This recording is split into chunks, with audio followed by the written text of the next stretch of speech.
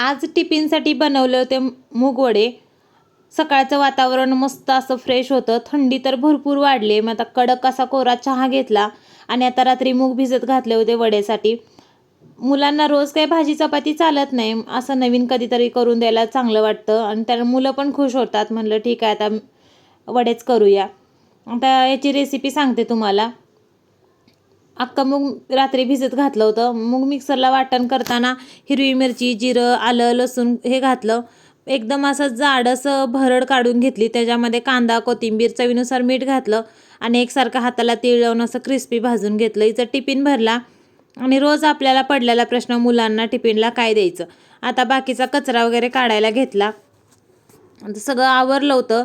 आता मी माझं आवरून आता खाली जाणार होते।